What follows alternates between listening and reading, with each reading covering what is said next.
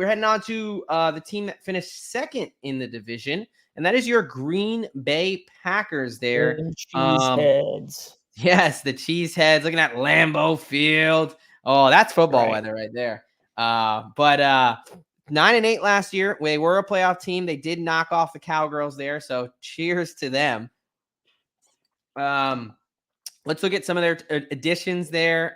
Losses, excuse me. First, they lost Aaron there. Aaron Jones to their division rival, Minnesota Vikings. Always a bit interesting when a guy goes to someone in the division. Then they've got Darnell Savage, safety starter. He went to Jacksonville. Devondre Campbell is now a 49er, which is they were going to need him. We'll talk about him, but obviously everybody saw Greenlaw tear his ACL in the Super Bowl. So they John Runyon, they're one of their really stud, and I emphasize stud offensive guards because he's going to my New York Football Giants. And Bakhtiari's a free agent after his ACL and just not being the same. So I don't know if anyone's going to pick him up. And then their starter after Bakhtiari was out, Josh Neiman or Nijman or whatever how you say that, is now a Carolina Panther, trying to protect Bryce Young there. Over the additions, so they filled Aaron Jones' role with Josh. A couple studs. They did bring in Josh Jacobs. Jacobs. I would say, right? They didn't do a ton. McKinney. But I will say the guys they brought in, at least the top three, Josh Jacobs, McKinney, and Greg Joseph coming over from the Vikings is a solid kicker. But Andre Dillard, he's kind of been a little bit more of a journeyman. Didn't really work out as a high draft pick over from the Eagles. But yeah, McKinney and Jacobs, I think could be good for them. So what are you thinking big takeaways for this team? I mean, just looking back at them last season, like they just had a ton of unproven dudes that went out and balled out. Like for the most part, they lost a ton of veterans. So it'll be interesting to see if those younger guys that, have only been starting a year or two can take that next step and really keep the Packers rolling. Like I said, I really liked some of their additions, and Josh Jacobs, obviously, it's kind of a strange move to move on from Aaron Jones for Josh Jacobs. But I mean, he has proven himself in Vegas. Xavier McKinney, sorry to bring him up, but it's all right. He's not his fault. Safety. It's the ATV's fault. He's a stud safety. So filling in for Darnell Savage, who had some good moments as well. Yeah. But yeah, no, I think we'll see how it balances out. Not a crazy. I will talk about the O-line here in a second, but we're going to talk about some of their injuries there. Xavier McKinney is not injured. Hey, I got no hard feelings. He played well, X-Man for the Giants, but really that ATV on the bye week took him out. He was not the same since then, so I don't hate that he left. All right, they've got Eric Stokes is their starting cornerback opposite side of Jair Alexander. His was more, he finished the season on IR. He had a hamstring injury, and he re-injured the hamstring injury. He's had hamstring injuries consistently in his career. As we know, hamstring injuries are very burdensome. They suck because you feel better before the muscle is actually healed, fully ready to go. So players wanting to get back on the field, they try to rush it too soon.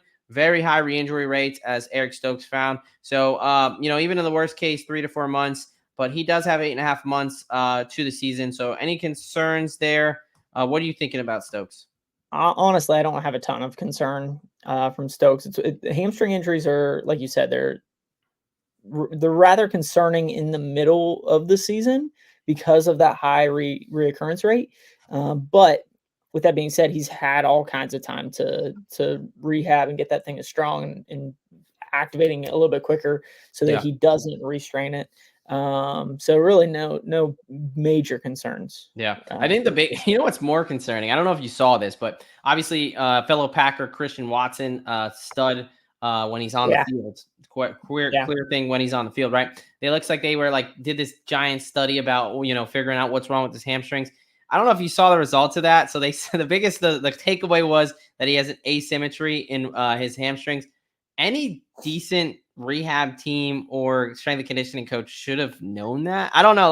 It wasn't at least I know we look at things a little differently, but that was not a big thing. I thought they were going to come out with some new device or something. You should be able to pick that up in a week. I mean, yeah, I had the opportunity to interview the head of player performance for the UFL, Coach Sean Hayes, former Harvard linebacker, and he was talking to me about how they love their force plates and using those things for making sure you get that data. I mean, that's like standard procedure stuff. So for the NFL, for a guy like that to be like, oh, he just needs to make sure he has symmetry in his hamstrings. Like, how are you not doing that? So that I'm surprised that you haven't picked that up with an ISO-K or something like that.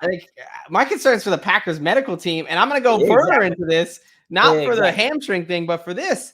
We've got guys. Not that we have bad jobs, but if the Packers medical team needs an extra step, I don't really want to move to Green Bay, but yeah, I was gonna say, I mean, hey, we gotta get that approved by the old lady first. I don't know about that, man, but this is true. Maybe Lambeau's an old stadium. Maybe it's like the Giants where their head trainer was like fucking 95, and it's like you see that meme where he's like, is their weight room just full of like cinder blocks that they're like they're just real old school down there, man. That's right. But yeah, my concerns continue, outside of the hamstring stuff. We got two guys, Zach Tom, Tucker Kraft, both with grade 3 pec tears, right? Both picked up this offseason. Zach Tom, your starting right tackle, that was in April. Tucker Kraft, your tight end 2, kind of a starter in 12 personnel. He picked it up in May. Do we know how they picked these up? They were both of them were quoted that it was working out with the bench press. And you know who also picked up a pec tear? Head coach Matt LaFleur. He picked up a pec tear too. Yeah. What the hell? Does Green Bay not know how to fucking exercise? Like they don't know how to bench press? It sounds like the strength and conditioning team really needs to take a couple steps back and see what we're actually doing. I was reading an article. You said they were speed bench pressing or something like that, which I get like trying to get some power out of it and get some explosive movements, but using some accommodating resistance, throwing some chains and bands around the bar. It's all the stuff. Pros and cons, man. You got a risk first reward. Come on, what are we doing? I don't know. Hey, we're not trying to talk down any of our former colleagues, our fellow colleagues. Trying to get jacked, dude. When you read stuff like this, it's hard to not be a little bit judgmental from our side of view. These are basic stuff. You're hindering your starting right tackle and your tight end 2 from both of them and your head coach. You kidding me? The hell's going on down there in Green Bay? But anyway, let's get back to it. Zach Tom, both these about 2 to 3 months recovery timelines. Tom's got a 4.5 months. Tucker Kraft has got 3.5 months till the season. It's a situation where the fact that this happened is pretty bad. However, they should be okay coming in. I mean, we'll see. What's really important to both a tight end and offensive lineman? Your pecs doing this every play, right? Like, I think these are injuries that maybe it's hence why they're doing speed presses. All right, speed bench press. Maybe we should just start instead of clap push-ups. I think we should do clap bench press. That's what I'm gonna invent. I'm gonna show it to my soldiers next week. Do some plyometric bench press. Yeah, toss the bar plyo bench press. Yeah. Oh my goodness. What's your takeaway here? I mean, like you said, it's just kind of raises some eyebrows to why a multitude of people are getting pec tears. Your head coach, man, Green Bay. But I mean, I get it why they're doing speed presses and why they're trying to improve their performance. Yeah. The off season is the time to do that, but at the same time, like we're pushing ourselves into the season at this point in terms of recovery. So I took it one step too far. Yeah, exactly. All right. So we are going to now head into more of the takeaway situation, a little bit getting away from our concerns with their medical staff. So we talked about the young wide receiver core. I will give them kudos because I think on paper, this is the best defense in the division. You got a lot of guys returning. Good. You don't agree? They got first round talent everywhere. Yeah. I mean, you got Preston Smith, Kenny Clark, Rashawn Gary, Quay Walker, Edrin Cooper out at A&M, Isaiah McDuffie, who played well, Jair Alexander, McKinney in the back end with Bullard and Stokes. Yeah, that's a lot of first-round picks, a lot of guys that have played well in the league. So I do like their defense. My biggest concern for this team is their offensive line. We talked about how they lost some guys to free agency. They got their starting right tackle recovering from a pec tear. Rasheed Walker, Josh Myers, Sean Ryan, but with an H. I haven't heard of these dudes. They were all like late round picks a couple years ago. Very unproven. You got Elton Jenkins and Zach Tom are solid players. Tom's had to play a lot with Bakhtiari being out, but no one on this offensive line scares me. No one is, we kind of started seeing that, especially like middle point of the season when Aaron Jones was down, when AJ Dillon was in there, they had no running game. I mean, so that kind of shows you that even last year their offensive line wasn't moving people the way that they want them to. And they probably lost one of their best in terms of John Runyon. So yeah. And that's going to lead me into my first bet for this team. And that's Josh Jacobs under 950.5 rushing yards. You're paying a little juice there, minus 135.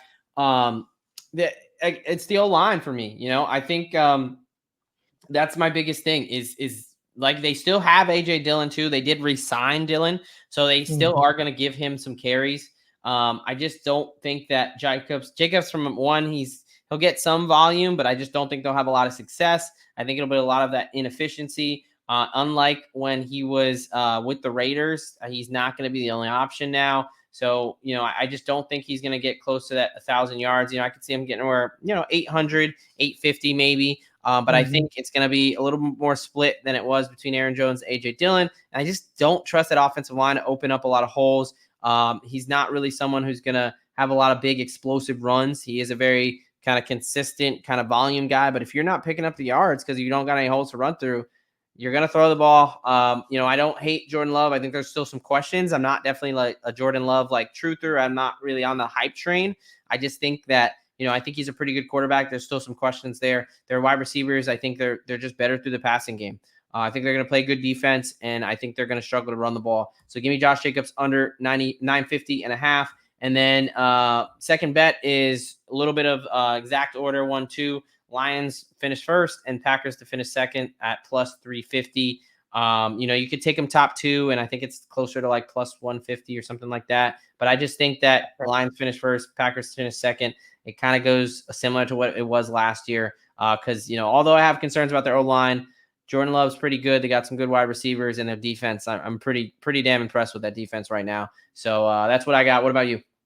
All right, I'll throw one at you for Green Bay. So just looking at this division, historically, I know the Bears have added a ton of pieces, but Green Bay owns Chicago. They basically own Minnesota. Really the only other team, and I think Minnesota takes a step back this year. So we'll talk about them. Yep. I think this one, I really like this one in terms of 3.5 or over 3.5 division wins for Green Bay. Okay. As I said, they got 4 last year. They played really, really well against the Bears twice a year. Yep. I think they'll get at least one. Rookie quarterback, good defense. Exactly. I think they'll get at least one from Minnesota, if not both of them. And then, with the Lions, we'll see. Yeah. I mean, I could see them splitting one, I think they split one last year, right? They won 1-1 or didn't? Yes, they did. Lions. They did. Yeah. Yep. I know the Lions took you to the first time. Vikes and the Lions. Yep. Yeah. No, I think we're lockstep there. Plus 120. So. Yeah. Plus 120 is not bad too. Yeah. I think you're lockstep there. We're going to get into it. But I'm a little bit higher on both the Lions and the Packers than the Bears and the Vikings. So I have no issues with that at all. I think that's a good price. I think you're right. I think they can easily sweep. I mean, honestly, even if they just, I could see them sweeping the Vikings and the Bears, but if they take 3 there and then they just need to grab one from the Lions, I think that's very doable to go ahead and get 4 division wins this year.